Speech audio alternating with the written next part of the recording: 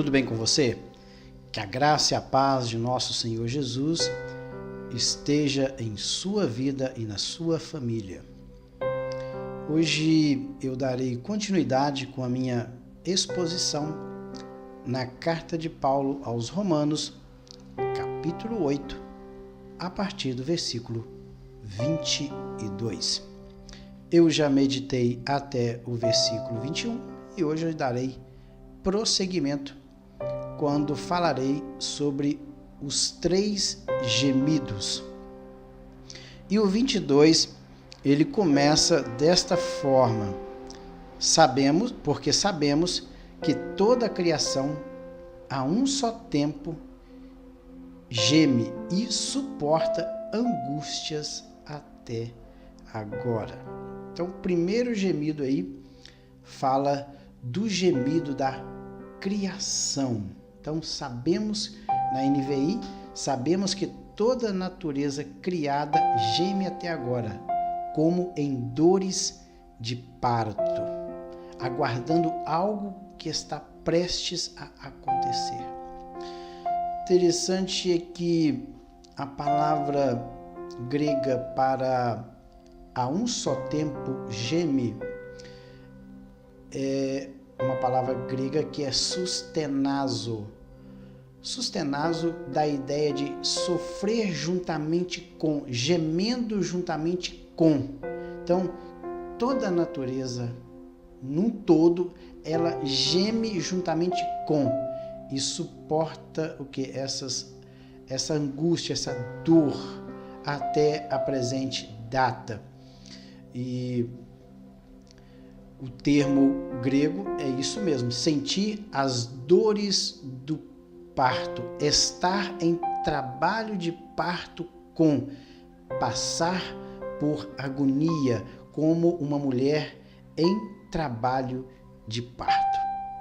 Então, Paulo, ele mostra que a natureza, ela está gemendo como uma mulher que está durante o seu trabalho de parto. Então veja que é algo tremendo, a dor que a natureza, a criação de Deus está passando é algo quase que insuportável. É como uma mulher em trabalho de parto. Por isso que até agora, desde o dia em que o homem ele pecou contra Deus ali no Jardim do Éden, até a presente data, esta criação, ela geme, ela está gemendo, passando por essa angústia, aguardando o dia da sua redenção. O 23 diz o seguinte: e não somente ela, mas também nós, que temos as primícias do Espírito, igualmente gememos em nosso íntimo, aguardando a adoção de filhos, a redenção do nosso corpo. A NVI diz o seguinte: e não só isto, mas nós mesmos, que temos os primeiros frutos do Espírito, gememos interiormente, esperando ansiosamente nossa adoção como filhos, a redenção do nosso corpo. Interessante é que não somente a criação ela geme, mas nós também que temos as primícias do Espírito, o Espírito Santo mora dentro de nós. Esta obra que Jesus fez em nossas vidas, nos resgatando, purificando dos nossos pecados e ainda permitindo que o Espírito Santo habite dentro do nosso ser. Mas mesmo com tudo isso, nós ainda estamos gemendo, aguardando a adoção de filhos. Esta adoção aqui não é adoção por ocasião da nossa conversão, mas essa adoção que fala da sua totalidade, quando, num futuro bem próximo, nós, seremos definitivamente adotados por Deus e estaremos para sempre na presença do Senhor. Ele pode ver que ele fala também da redenção. A redenção aí é a apolutrosis. A apolutrosis é uma libertação mediante o pagamento de um resgate. Mas no caso aqui é a libertação do nosso corpo. Esse corpo que ainda, mesmo sendo salvos por Jesus, nós ainda sofremos a ação do pecado. Porque a natureza de pecado ainda habita dentro do nosso ser. Mas um dia nós seremos libertos desta natureza por ocasião da vinda do nosso Senhor Jesus, quando nós seremos transformados, o nosso corpo passará por uma transformação e essa natureza de pecado que age em nossas vidas não mais vai agir, porque nós seremos libertos dessa natureza de pecado. Por isso que nós estamos gemendo. Nós que recebemos as primícias do Espírito Santo, também estamos gemendo, aguardando esse dia glorioso, quando o Senhor Jesus vier nos buscar para morar com Ele. Aí sim, nós seremos os seus filhos definitivos e também teremos um novo corpo, um corpo glorioso, onde nós habitaremos para sempre com o Senhor. Olha o 24. Porque na esperança fomos salvos. Ora, esperança que se vê não é esperança, pois o que alguém vê, como o espera? A NVI diz o seguinte: pois nessa esperança fomos salvos. Esperança o quê? O que nós estamos esperando? Que esperança é essa? A esperança de que um dia nós seremos o quê? Totalmente redimidos, libertados deste corpo de pecado e seremos adotados por Deus por definitivo e seremos filhos dele por toda a eternidade. Nós estaremos diante da presença do Senhor para sempre. Então, mediante a essa esperança que nós somos salvos, pois nessa esperança fomos salvos. E você, mas esperança que se vê não é esperança, porque nós não estamos vendo ainda isso acontecer, mas nós cremos que isso vai acontecer. E você, quem espera por aquilo que está vendo? Ninguém espera por aquilo que está vendo. Se eu estou vendo alguém, como é que eu vou esperar? Mas eu espero por algo que eu não estou vendo, mas eu creio pela fé que um dia nós seremos libertados deste corpo de pecado. E o 25 diz o seguinte: mas se esperamos o que não vemos, com paciência o aguardamos. Então, se nós esperamos algo que eu não vejo, mas eu creio pela fé, então eu aguardo com paciência. Eu estou aguardando este dia com paciência, apesar de estarmos o quê? Gemendo, aguardando esse dia maravilhoso. O 26 diz o seguinte: também o Espírito. Quem é esse aqui? O Espírito Santo. Então veja que foi o gemido da criação, o gemido dos filhos de Deus. Nós que somos filhos do Senhor também estamos gemendo, aguardando esse dia em que nós seremos libertados do pecado, que temos a primícia do Espírito Santo dentro dos nossos corações. Também agora o Espírito Santo, olha, também o Espírito semelhantemente nos assiste em nossa fraqueza, porque não sabemos orar como convém, mas o mesmo Espírito intercede por nós sobremaneira com gemidos inexprimíveis. Então aí está o terceiro gemido, e esse gemido aí é o gemido do Espírito Santo. Então ele diz que nós não sabemos orar como convém. Talvez as nossas palavras não conseguem traduzir aquilo que realmente o nosso ser interior quer expressar. Então, o Espírito Santo, ele pega esse gemido nosso e traduz esse gemido e leva esse gemido para diante do Pai, o nosso Deus, para que ele possa entender o que está acontecendo com a sua criação. Então, veja aqui, ó. A NVI, da mesma forma, o Espírito nos ajuda em nossa fraqueza, pois não sabemos como orar, mas o Espírito mas o próprio Espírito intercede por nós com gemidos inexprimíveis.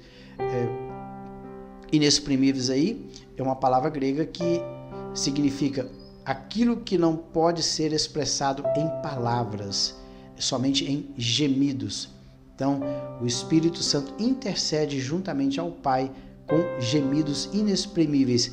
Não se pode expressar, mas o Espírito Santo traduz isso em palavras para com o nosso Deus.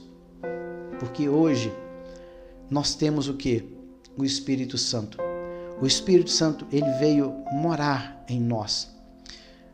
Quando Jesus ele esteve aqui nessa terra, por ocasião da sua morte, justamente na noite ali que ele instituiu a ceia, ele estava conversando com os seus discípulos ou seus apóstolos, e estavam ali, creio que eram os 11, porque o Judas já tinha saído de diante da presença do Senhor, tinha saído para o trair, e ficaram ali os 11 apóstolos. E num determinado momento, naquela noite que antecedia a sua crucificação, ele diz o seguinte, que ele iria para o Pai, e o Pai, depois dele estar na presença do Pai, ele enviaria o quê? O Consolador. E o Consolador, ele viria e faria morada, ou melhor, não está no capítulo 14, mas está no capítulo 16, que diz o seguinte: mas eu vos digo a verdade, convém que eu vá, porque se eu não for, o Consolador não virá para vós outros. Se, porém, eu for, eu vou-lo enviarei. Quem é esse Consolador? O Espírito Santo. É esse mesmo aqui que nos ajuda em nossas fraquezas, porque muitas vezes nós não sabemos nem como orar. As nossas palavras não traduzem aquilo que o nosso ser interior quer expressar. Então o Espírito Santo nos ajuda. Esse mesmo aqui que Jesus prometeu, que ele enviaria o quê? O Consolador. Então, se eu não for, o Consolador não virá, mas se eu for, eu enviarei o Consolador. Quando ele vier, lá no capítulo 16 do Evangelho segundo escreveu João, continua dizendo, olha, quando ele vier, convencerá o mundo do pecado, da justiça e do juízo. Do pecado, porque não crê em mim. Da justiça, porque vou para o Pai e não me vereis mais. Do juízo, porque o príncipe deste mundo já está julgado.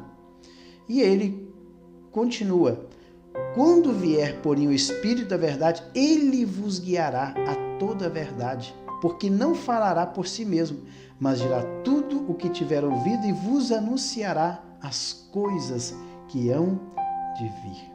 Então veja que o Espírito Santo, ele foi enviado para auxiliar a sua igreja, os seus filhos. É por isso que aqui no caso da intercessão, o Espírito Santo, ele intercede por nós com gemidos inexprimíveis.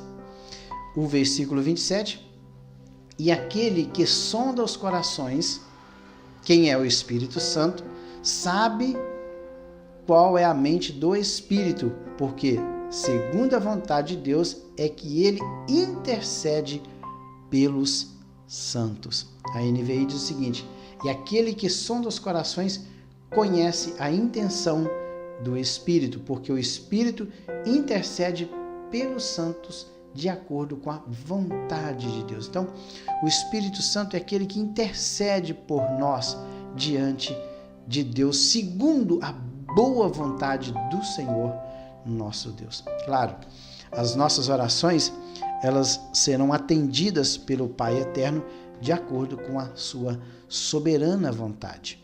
Se algo que nós estamos pedindo não for de acordo com a soberana vontade do Pai, é claro que essas orações elas não serão atendidas.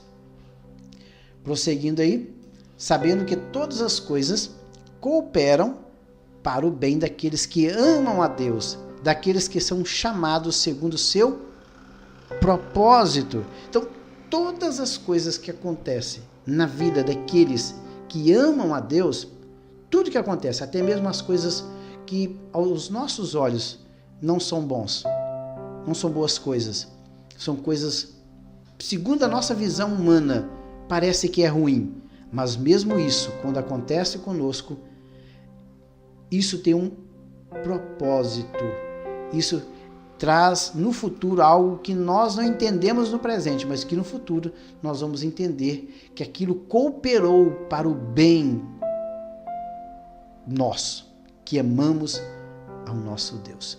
Pode ver que daqueles que são chamados segundo o seu propósito. Então, a NVI diz o seguinte: sabemos que Deus age em todas as coisas para o bem daqueles que o amam, dos que foram chamados de acordo com o seu propósito. E, prosseguindo, porquanto aos que de antemão conheceu, também os predestinou para serem conformes à imagem de seu Filho, a fim de que ele seja o primogênito entre muitos irmãos. Então, o NVI diz o seguinte: pois aqueles que de antemão conheceu, também os predestinou para serem conformes à imagem de seu Filho, a fim de que ele seja o primogênito entre muitos irmãos. Então, Deus, ele já conhecia aqueles que realmente aceitariam o seu chamado, pois o chamado à salvação é para toda a humanidade. Deus, ele morreu em prol de toda a humanidade, mas nem todos vão aceitar o chamado. Nem todos aceitarão o chamado de Deus, não darão ouvidos à voz do Senhor. Antes, eles vão preferir ficarem com seus corações endurecidos, não dando ouvidos à voz do Espírito Santo. Mas Deus, através da sua onisciência, ele já sabia muito bem quem é que atenderia o seu chamado. Então, pois aqueles que de antemão ele conheceu antecipadamente, aqueles que atenderia o seu chamado. Esses que atenderam o seu chamado, eles foram predestinados. O que é predestinar? A palavra predestinar é uma palavra grega que é proorizo, é decidir de antemão, é um decreto desde a eternidade, é designar de antemão. Então, o Senhor, desde a eternidade, ele já tinha designado por antecipação que nós, que atendemos ao chamado do Senhor, seríamos conforme a imagem do seu Filho. Então, nós somos predestinados para ser o quê? Conforme a imagem de Jesus. Aqui na terra, nós devemos refletir a imagem de Jesus. As pessoas têm que olhar para nós e contemplar a pessoa de Cristo Jesus em nossas vidas. Foi para isso que o Senhor nos chamou. Nós que atendemos esse chamado de Deus, temos que refletir a imagem do seu Filho. Olha, a fim de que ele seja o primogênito entre muitos irmãos.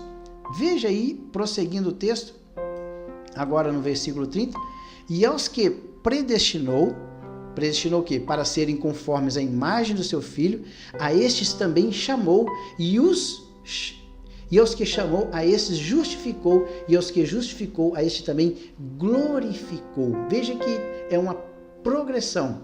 Então, aos que ele predestinou, a esses também chamou, e os que chamou, ele também justificou. Então, a partir do momento que a pessoa atende o chamado de Deus, ele dá ouvidos à voz do Senhor, ele atende o chamado, ele é predestinado a ser conforme a imagem do seu Filho, e a esses que ele chamou, ele justificou. Automaticamente, se eu atendi o chamado do Senhor, eu fui justificados.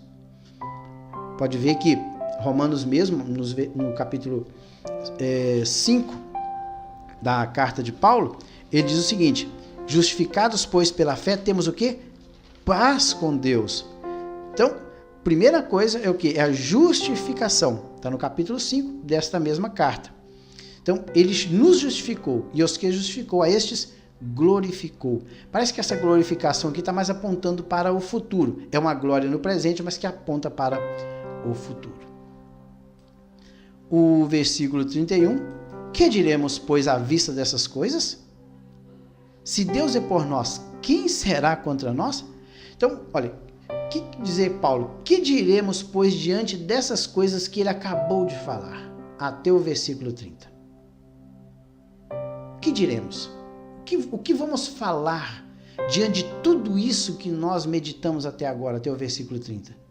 Se Deus é por nós, quem será contra nós? Prosseguindo. Aquele que não poupou seu próprio filho, antes por nós o entregou, porventura não nos dará graciosamente com ele todas as coisas? Ou seja, se Deus, ele abriu mão do seu próprio filho, ali da glória, veio a este mundo, derramou seu sangue para nos salvar, ele não nos dará graciosamente todas as outras coisas? Claro que sim. Isso prova o amor de Deus para conosco. Isso aqui é amor puro. Por isso que lá em João 3,16, porque Deus amou o mundo de tal maneira, é difícil de expressar esse amor, que deu o seu único filho, para que todo aquele que nele crê não pereça, mas tenha a vida eterna. Ele não poupou o seu próprio filho, ele o deu para morrer ali no Calvário, para nos resgatar, para nos salvar. Se ele fez isso por amor a nós, ele não nos dará todas as outras coisas? É claro que vai dar. Vamos prosseguir. Quem tentará acusação contra os eleitos de Deus? É Deus quem os justifica. Então, quem é que agora vai fazer alguma acusação contra nós que fomos eleitos por Deus através da pessoa de Cristo? Nós fomos eleitos na pessoa bendita de Jesus. Em Cristo todos nós somos predestinados a ir ao céu e também fomos eleitos na pessoa de Jesus. Então, quem tentará acusação contra os eleitos de Deus?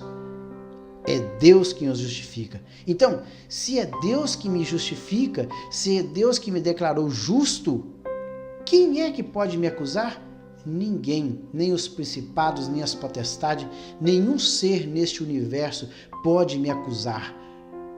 Porque o mais poderoso deste universo, que é Deus, é quem me justificou. E se Ele me justificou, ninguém pode mais me acusar. Prosseguindo. Quem os condenará? É Cristo Jesus quem morreu, ou antes, quem ressuscitou, o qual está à direita de Deus e também intercede por nós. Então, primeiro, quem vai intentar acusação contra nós? Quem vai nos acusar? Ninguém. Ninguém vai trazer acusação contra nós diante de Deus, pois o próprio Deus é quem me justificou, é quem me declarou o quê? Justo.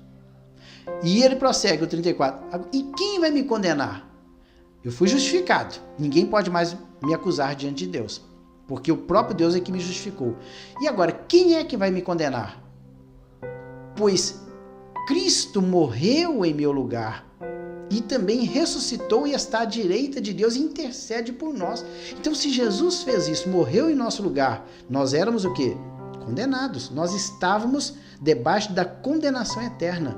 Mas através de Jesus que morreu por nós, ele nos resgatou da condenação eterna. Então, agora, quem condenará? É Cristo Jesus quem morreu, ou antes, quem ressuscitou, o qual está à direita de Deus e também intercede por nós. Então Jesus, ele intercede por nós diante do Pai. Outra coisa, outra pergunta. Então, primeiro, quem tentará acusação? Quem nos condenará? Ninguém. Quem nos intentará acusação? Ninguém, porque é Deus que nos justifica. Quem nos condenará? Ninguém, pois Jesus morreu em nosso lugar. Quem nos separará do amor de Deus? Ou do amor de Cristo? Aí o 35, olha aí. Quem nos separará do amor de Cristo? Será a tribulação, ou a angústia, ou a perseguição, ou a fome, ou a nudez, ou o perigo, ou a espada? Nada. Nada pode nos separar do amor do Senhor Jesus. Nada pode nos separar. Como está escrito no 36. Por amor de ti, somos entregues à morte o dia todo. Fomos considerados como ovelhas para o matadouro. E o 37, em todas essas coisas, porém, somos mais que vencedores por meio daquele que nos amou. Então, é através de Jesus, através da pessoa do Senhor Jesus, é que eu sou o quê? Vencedor. Nada me separa do amor de Jesus. Tribulação, angústia, perseguição, fome, nudez, perigo, nada. Nada disso vai nos separar do amor do Senhor Jesus. Apesar de que nós somos entregues todo dia à morte. Ele fala como uma ovelha que está sendo entregue ao matadouro para ser morta. Mas mesmo assim, diante de tudo isso, nós somos mais do que vencedores por meio através daquele que nos amou. Quem? Jesus Cristo, o nosso Senhor. E o 38, porque eu estou bem certo de que nem a morte, nem a vida, nem os anjos, nem os principados, nem as coisas do presente, nem do porvir, nem os poderes, nem a altura, nem a profundidade, nem qualquer outra criatura poderá separar-nos do amor de Deus que está em Cristo Jesus, nosso Senhor. Então, o amor de Deus, ele foi derramado aos homens através da pessoa de Jesus. O amor de Deus, ele foi manifesto ao mundo através de Cristo Jesus, o nosso Senhor. Foi através dele que esse amor, ele foi declarado. A expressão de amor maior foi através da pessoa de Jesus. Então, ele diz, olha, porque eu estou certo, estou convencido. Paulo diz, eu estou convencido. A NVI diz isso, de que nem a morte, nem a vida, nem os anjos, nem o presente, nem o futuro, nem qualquer outro tipo de poder, nem a altura, nem a profundidade, nem qualquer outra coisa na criação será capaz de nos separar do amor de Deus que está na pessoa do Senhor Jesus. Então nada pode nos separar do amor de Jesus. Se realmente eu estou em Jesus, eu o amo e Ele me ama, temos essa convicção, nada pode nos separar dele. Nada. Ele diz aqui que nem a altura, profundidade, nem os anjos, nem os demônios, nada. Nem o presente, nem o futuro, nem qualquer outro tipo de poder tem condições de nos separar do amor de Cristo Jesus, que foi derramado em nossos corações. Que Deus em Cristo abençoe. Até o próximo vídeo, quando eu estarei entrando aí no capítulo 9 da carta de Paulo aos Romanos. E a partir do capítulo 9, nós vamos falar aí sobre a incredulidade dos judeus. É o capítulo 9, o capítulo 10 e o capítulo 11 vai falar sobre o povo de Israel. O 9 ele fala sobre a incredulidade do povo judeu, os judeus que rejeitaram a justiça e depois o futuro de Israel, o que Deus tem preparado para a nação de Israel. Mas esse é um assunto para os próximos vídeos. Que Deus em Cristo abençoe e até lá.